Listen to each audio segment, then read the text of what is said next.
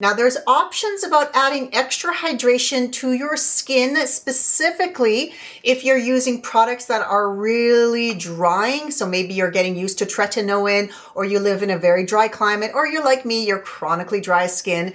Using a little bit of skin glazing is almost essential, whether it's day or night, and depending on what time of the season, you might want to switch up your oils. But I want to explain the difference between skin glazing and slugging, or using a complete occlusive like using a Vaseline, which is a petrolatum, not petroleum, very, very different, over your face, because there's pros and cons to using both. So first, let's start with skin glazing. Skin glazing is using a specific type of oil based for your skin type, because not all oils are good for your skin. Some of them can clog your pores, some of them can cause irritation, some of them are not well organically sourced and can cause irritation. And these suckers, they do lose their potency. They can go rancid. So it's really important that if you have one that's been in your drawer for like, I don't know, maybe a year or longer, throw it out. It's officially done. You'll smell it. It'll smell rancid. It's not going to do your skin any favor. And I know we always hate throwing out skincare products, especially if you only used it once and threw it in the drawer and then forgot about it. But I would prefer having you have clean, safe products that aren't rancid, that won't interfere with your hard work of doing your skincare routine. So get rid of them. When you're using an oil over top of the skin, so this is going to be your final step. Think of it as the laws of layering. You want to go thinnest to thickest, water base to oil base at the end. So when you're layering, that's how you typically want to do it. When you're using skin glazing, it depends on the oil. Like this one from Diana Madison is my go-to during the summer months. I am absolutely in love with this. It's got prickly pear. It's very soothing to the skin. It absorbs into the skin, but it absorbs only into the top layer of the skin, which is what I want. I have dry, dehydrated skin. All my other skincare products are going to support that, but I dry out very, very quickly. I just don't have the same amount of hydrators within my skin than somebody else. So I constantly need a little boost. So I love to use an actual oil over top of my moisturizer right before I put on my SPF. And you only need 1 or 2 drops. Just so you know, this is a great trick when you want to have like flawless glowing skin when you put your makeup on, just 1 or 2 drops. And literally, you don't rub it into your skin, you pat it into your skin.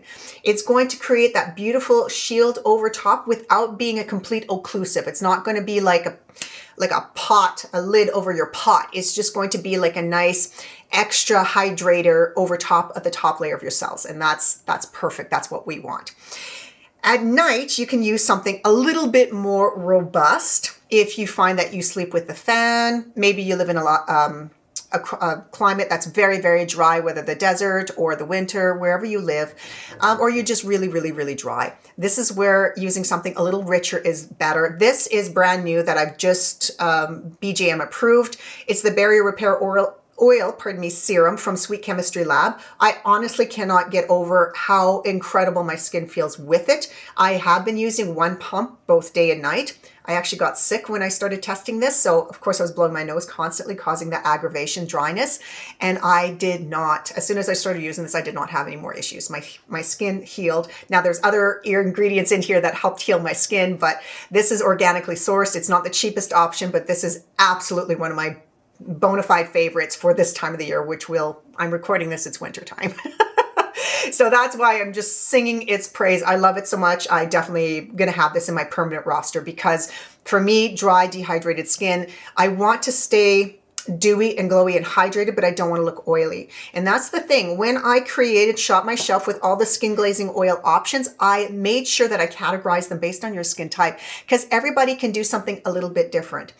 Oily skin has different oil combinations that work very well, that are acne safe, as opposed to dry skin, even combo skin. I have some beautiful options on there. And yes, Sweet Chemistry Lab has 3 different versions out there on the market. So I love that, because they have very specific oils that will help hydrate the top layer of the skin, which is really, really, really good if you have mature skin. Mature skin starts to dry down. So when you're in your 40s, 50s and up, your skin just naturally dries down. So even if you're oily in your past, now you're like, I'm getting dry. This sucker will make a huge difference. And again, it's going to hydrate the skin. It's not just going to cover it up. And of course, there are other options that I put on Shop My Shelf, but they're perfectly curated for you. So you just go to Shop My Shelf, look under oily skin, dry skin, combo skin, normal skin, and you'll see all the options. The first three are my absolute favorite. And like I said, with the Sweet Chemistry Lab, this is not a cheap version, but it's an absolute favorite of mine. And in the summer months, I really love the Diana Madison one. This one's my absolute favorite because it's nice, it's soft, it, again, won't clog your pores, and it just gives you that fabulous glow, especially if you go in a warmer climate. You don't want to do a heavy oil. Now, skin glazing, phenomenal. You can use it both day and night. At night, you would put it over top of your final moisturizer, give it time to soak in before you hit your bed, because of course you don't want that all over your pillow. Highly, highly, highly recommend it. Again, especially for mature aging skin. Skin glazing can go over any type of skincare routine. So whichever routine that you have yourself going and you just need that little extra hydration, highly recommend skin glazing. Slugging is when we put an occlusive. Occlusive means that it's like putting a lid over a pot, okay? There is no oxygen exchange, there is nothing. So it is literally sealing everything down. Now this is really good if you've just had a laser treatment or you've done some sort of chemical burn or something that happens where you literally don't want any water to go. You want to keep all your water within your skin. The problem is when you take that occlusive off to wash your face, right? So you're washing your face, all of that hydration that was originally stuck in there evaporates.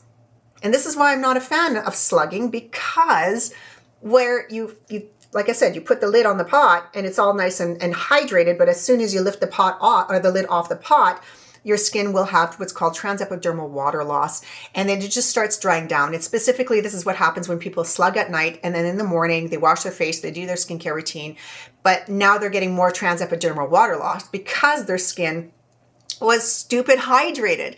This is the other issue that we're finding when people use too many hydrating toners. This is a form called skin flooding.